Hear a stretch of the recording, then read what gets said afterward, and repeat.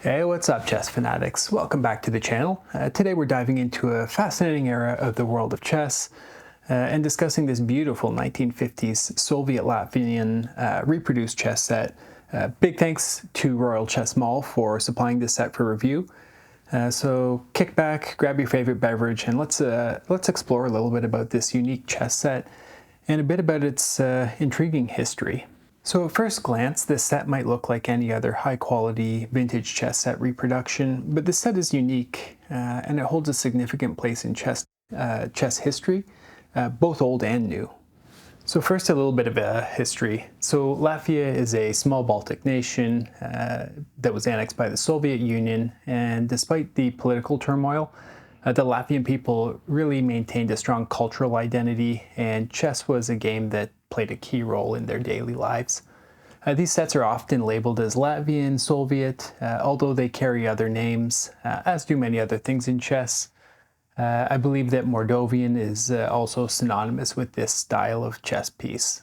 So in the 1950s, Latvia was producing some of the best chess players in the Soviet Union, which was no small feat considering the USSR's dominance in the chess world.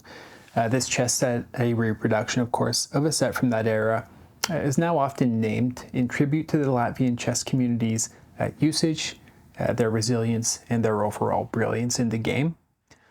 I read that the sets are actually called Latvian because there's many pictures of them in use at Latvian events, and collectors often identify pieces as Latvian, but it seems more appropriate now that people refer to them as Moldovan Latvian, or in some cases just Moldovan, as similar sets were produced in the Moldovan gulags in the 50s, and these sets were likely initially made in those types of camps. The sets were initially unweighted, and they really relied upon the conical stems and bases for stability. The collectors and historians, I think, consider these to be simple pieces with slim bodies and broad bases. Overall, they're elegant and pleasing to the eye. But that's enough history. Let's get into the pieces themselves. So the design of this set, with its slender pieces, really stands out from the traditional Staunton style. The wide bases and sleek tops of the king and queen and bishop, of course, really make it a fresh change. These pieces are double weighted, using a combination of iron and lead studs, so it really just improves the playability on the chessboard itself. Now let's take a closer look at some of the pieces themselves, as each one is really meticulously crafted, and it really reflects the Soviet design sensibilities and some of the artistic influences of the time. So if we take a look at the king and queen, of course, they're particularly striking. It's a bit of intricacies on the queen itself, certainly a nod to the traditional craftsmanship of the era.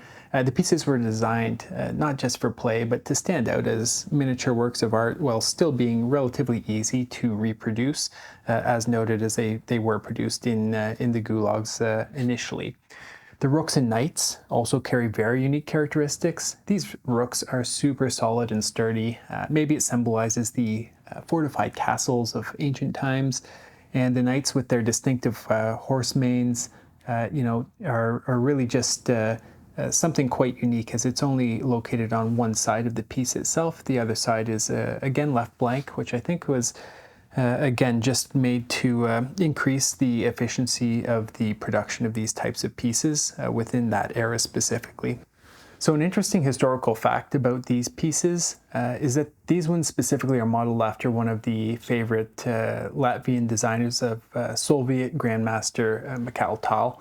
Known for his creative and aggressive play. Of course, Tal's influence on the chess world, it's really been immense, and I think it's fitting that such an elegant set would be associated with him. It's no wonder this set has gained immense popularity. It was even featured in the hit TV show Queen's Gambit. I'm sure many of you have seen it. For me, seeing it in action on the screen kind of brought a bit of a renewed attention and appreciation to a set that I otherwise may not have paid a lot of attention to in the past, but I'm glad my eyes have been open now, because this is a wonderful set and it looks absolutely exquisite on the board. So this set just isn't about the aesthetics. It really represents the resilience of the Latvian spirit during a very challenging era. Chess was more than a game. It was a way for Latvians to assert their identity, their intellectual prowess, Today, Latvia continues to be a powerhouse in the chess world with players who honor this rich legacy. I think the set is fitting on a board at home or at the club. I'll be taking mine to the club as I prefer wooden pieces versus the traditional plastic ones that are typically used. I think it really depends on the type of club that you have or go to, but to me, wooden pieces make a nice upgrade to the tactile playing experience. And just all around are much more pleasurable for me to look at and then really just maneuver throughout the board. I'd like to encourage you to take a look at the link in the description, which is not an affiliate link, it's just a regular link to order a set for yourself if you are interested in picking up something that is a little bit different, right? We all see so much Staunton set in the North American market space, so I think that this is a little bit more unique. Thanks for coming on this journey with me so far as we've taken a look at this 50s Latvian reproduced chess set. If you enjoyed the video, please like, subscribe, hit the notification bell for more reviews, certainly rapid play. And until we meet next time, see you tomorrow.